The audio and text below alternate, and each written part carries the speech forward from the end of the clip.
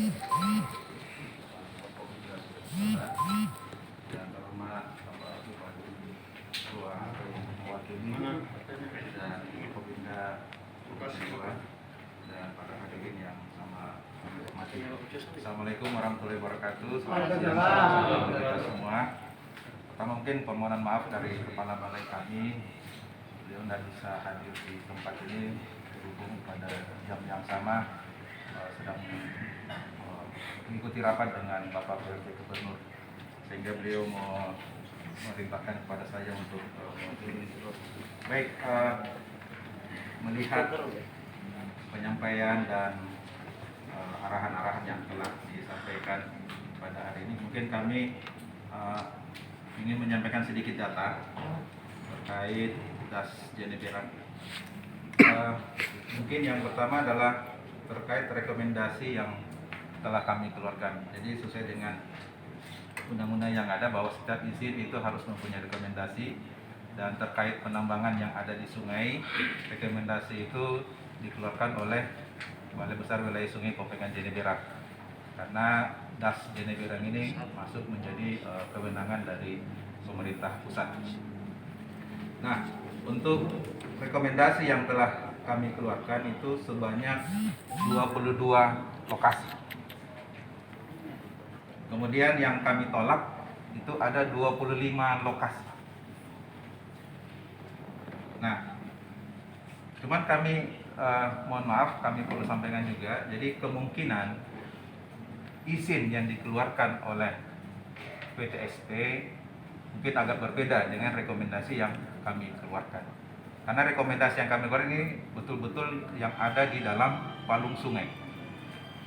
Jadi bisa saja izin yang dikeluarkan itu melebihi dari luasan atau area yang kami rekomendasikan. Dan kemudian berdasarkan hasil pengkajian kami pada tahun 2020 yang kami laksanakan, untuk tambang yang ada di Sungai Jeneberang sendiri memang ini sangat menggiurkan. Berdasarkan hasil pemantauan kami ini, kami cuma lakukan dalam 1 bulan. Itu pada bulan Juli tahun 2020, itu retasi itu memang sangat besar. Kalau kami kalikan dengan rupiah bisa miliaran. Ini dalam 1 bulan. Jadi memang kalau boleh kami katakan ini sebenarnya bencana yang membawa berkah. Kalau tidak ada bencana longsoran bergunung kemarin, mungkin tidak ada sebesar ini sedimentasi yang ada di Sungai Jeneberang. Cuman memang kami juga sepakat bahwa terkait cara penambangan. Jadi sesuai dengan rekomendasi yang kami keluarkan, memang kami memperhatikan beberapa aturan. Yang pertama terkait sempadan sungai. Permen 28 tahun 2015. Ya mungkin juga tadi yang mengatakan dari pelapor adanya beberapa pabrikasi ya, Siap. Yang berada di sempadan. Nah ini kami mungkin mereka mempunyai izin tapi tanpa rekomendasi dari balai. Mungkin ya, kami tidak tahu. Makanya seperti disampaikan tadi beberapa, ini perlu kita verifikasi. Yang sampai kami balai juga salah, sehingga kami siap membantu untuk verifikasi data tersebut. Makanya kalau yang saya sampaikan tadi, yang diterima 22 titik ini adalah untuk lokasi tambang saja. Jadi belum ada rekomendasi terkait untuk pabrik. Dan yang kemudian juga terkait surat edaran dari Dirjen SDA tahun 2016 nomor 12A terkait batasan-batasan penambangan yang boleh dilakukan. Yang pertama, jarak dari bangunan yang kami izinkan atau yang kami rekomendasikan itu 1000 meter di hilir dan 500 meter di hulu dari bangunan yang ada di sungai, itu sama sekali tidak boleh untuk dilakukan penambangan. Ya mungkin kalau kita lihat sekarang ini bisa saja banyak eskavator yang berada di area tersebut. Ini menjadi tanda tanya besar. Jangan sampai izin, mohon maaf, jangan sampai izin termasuk area tersebut. Kami jadi ya mungkin saya sepakat tadi verifikasi perlu kita lakukan bersama. Ya, ke lapangan lah Sampai sama-sama. tadi saya sudah sampaikan rekomendasi yang kami berikan tidak sesuai dengan izin yang dikeluarkan. Jadi ini kendala besar buat kami juga, karena kalau kami tanya mereka punya izin, kami tidak bisa apa-apa. Karena kami cuma rekomendasi untuk mengantar izin tersebut keluar.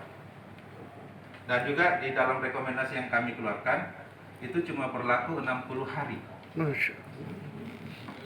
sampai dengan pengurusan. Jadi jika tidak dalam 60 hari pemohon tidak melakukan pengurusan izin, rekomendasi tersebut batal dengan sendiri. Iya. Jadi memang sesuai dengan undang-undang tadi, rekomendasi izin itu bisa keluar kalau mempunyai rekomendasi. Sehingga kami membatasi batasan waktu tersebut supaya pemohon itu bisa segera mengurus izinnya. Ini bukan cuma tambang saja, tapi termasuk dengan pemohon-pemohon untuk pemanfaatan atau pengusahaan sumber daya air lainnya. Itu juga kami berlakukan. Dan kemudian seperti disampaikan tadi terkait dengan kajian yang telah kami lakukan tahun kemarin, selain material yang sangat menggiurkan dan juga berdasarkan hasil pengukuran lapangan kami, memang sepanjang Sungai Jeneberang ini, kalau boleh saya batasi saja sedikit ya, saya batasi sedikit mulai jembatan Lebong sampai ke Waduk. Kalau Lebong ini kalau mungkin bisa kita dengar SP5. Ya, seperti itu. Mulai dari SP5 sampai dengan SP1 itu kalau kami istilahkan potongan memanjang sungai. Jadi kalau kita tarik garis dari SP5 sampai dengan SP1, tanah dasar sungai itu sudah ada di bawah rancangan dasar sungai kami. Jadi berdasarkan bangunan-bangunan yang kami bangun, kami sebenarnya bertujuan untuk melandaikan sungai tersebut supaya aliran air jika terjadi yang besar itu tidak langsung merusak. Beda dengan kemiringan, tingkat kemiringan yang tinggi, begitu ada air besar dari atas itu langsung menghantam ke bawah. Tapi dengan bangunan ini kami merancang untuk melandaikan sungai tersebut. Termasuk juga mulai dari SP5 sampai dengan di kaki Gunung Bawakaraeng sendiri, itu sudah puluhan sabodam yang kami bangun dengan tujuan tersebut. Memang arahnya jadinya sedimen itu menumpuk di bangunan-bangunan tersebut, dan inilah yang menggiurkan untuk diambil. Nah, makanya kalau mereka mengajukan, ya kami tetap batasi tadi dengan 1000 di hilir dan 500 di hulu yang sama sekali tidak boleh, sehingga memang orang ya mungkin tanda kutip orang tertarik untuk mengambil di area tersebut. Padahal sebenarnya maksud kami melarang area tersebut untuk keamanan bangunan tersebut. Contoh aja yang terjadi sekarang di SP1 dan SP2 itu sudah kami katakan kolaps karena 500 di hulu dan 1000 di hilir itu sama sekali tidak diperhatikan. Masya Allah. Karena memang bangunan kami ini kalau kami bangun kan setelah, terutama yang di hulu ya, kalau di hilir ini pada prinsipnya bangunan penahan sedimen kami itu bukan berada di tanah dasar, tapi dia duduk di batuan keras saja. Jadi begitu tanah dasar sekitarnya digali, otomatis dia akan terpengaruh. Bangunan tersebut akan terpengaruh. Nah makanya untuk SP1, SP2 ini sudah berkali-kali terjadi kerusakan, dan kerusakan kami perbaiki karena jangan sampai, ini tujuan akhirnya, jangan sampai sedimen ini masuk ke dalam waduk. Kalau waduknya sudah penuh dengan sedimen, mohon maaf, banjir terjadi, yang terutama ini kebutuhan air baku, irigasi dan air bersih, Goa dan Makassar termasuk Takalar.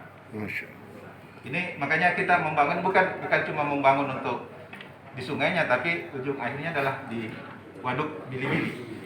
Kalau Bili-Bilinya sudah tidak sanggup menahan sedimen, ya tadi dampaknya seperti yang saya sampaikan.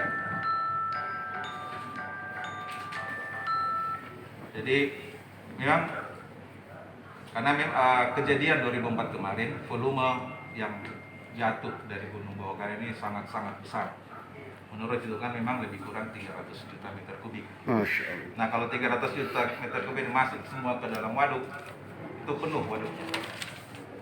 Karena desain volume desain Bili-Bili itu cuma 275 juta. Jadi kalau masuk semua ke waduk, ya waduknya kan tidak berfungsi. Otomatis manfaat dan perlindungan, termasuk ini kan perlindungan air, konservasi air yang kita buat, airnya tidak terjadi lagi. Mungkin sedikit saya singgung terkait kejadian yang 2019 ya Pak. Jadi memang pada tahun 2019 kita sama-sama tahu bahwa banjir, kalau boleh kami katakan ini sudah banjir bandang juga, terjadi di dua sungai, di Sungai Jeneberang dan Sungai Jenyelata. Efeknya ya mungkin sudah biasa lihat video di jembatan kembar itu sudah hampir ketemu dengan di bawah jembatan. Jadi kalau sudah banjir begini kita tidak bisa salahkan siapa-siapa. Cuma mungkin perlu kita perbaikan terkait tutupan lahan. Tutupan lahan yang ada di Sungai Jeneberang dan Sungai Jenyelata ini. Jadi mungkin kalau saya beri contoh, mungkin dari kehutanan sudah tahu, kalau hujan turun di tempat yang ada pohonnya, pasti air yang jatuh ke tanah itu menetes. Tapi kalau air hujan turun yang tidak ada pohonnya, jadi air yang sampai ke tanah itu seperti linggis yang masuk ke tanah. Jadi begitu air hujan sampai ke tanah itu dia akan membongkar struktur tanah di situ. Jadi itulah yang mengakibatkan banjir yang ujung-ujungnya masuk ke sungai. Dan juga ya kalau kejadian 2019 kan mungkin Pak Wakil Bupati di Sapaya sana kan banyak terjadi longsoran. Nah inilah karena itu tadi, karena tutupan lahannya, mohon maaf, tutupan lahannya yang kurang sesuai.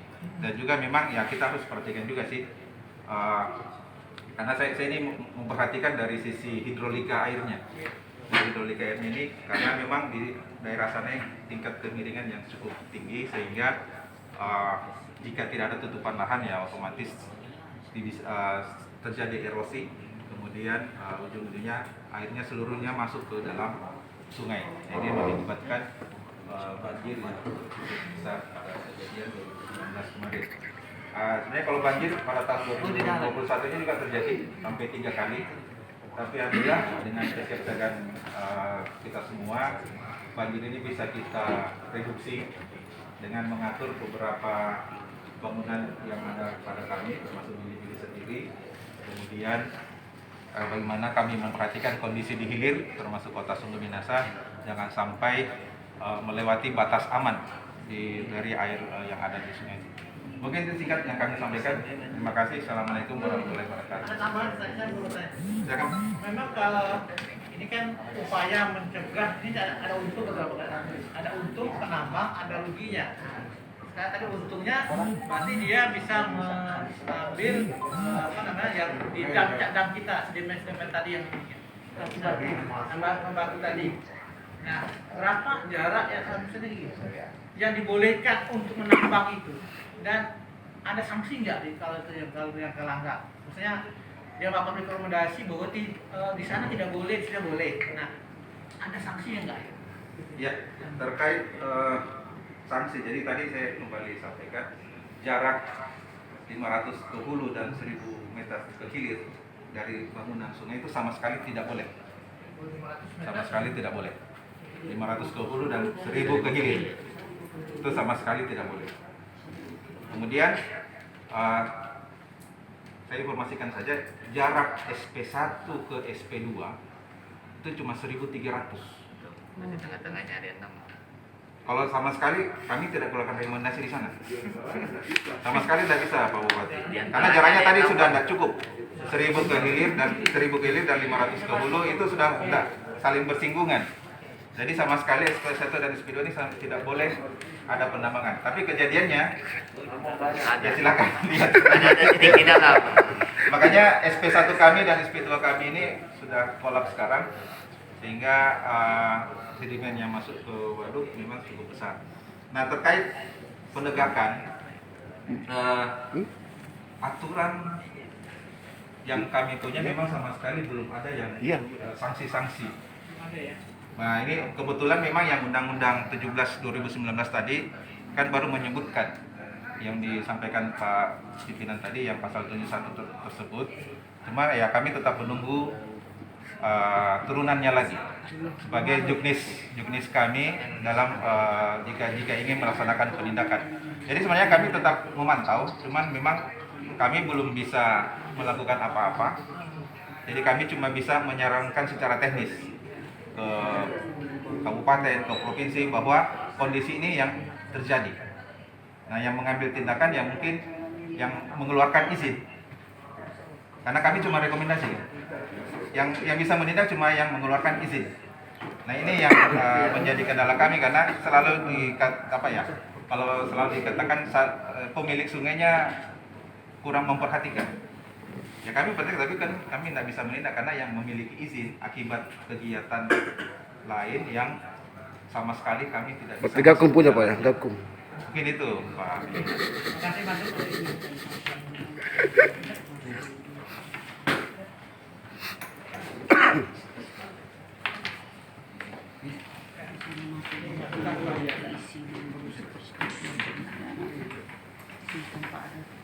Terima kasih. Kami catat Pak masukannya luar biasa, ini menjadi catatan kami yang bisa melakukan dokumen nanti. Kemudian karena ini terkait provinsi, satu masalah perizinan yang juga masalah lingkungan, kami minta untuk teman-teman dari lingkungan hidup dulu, lingkungan hidup provinsi, dari kepala dinas provinsi, lingkungan provinsi untuk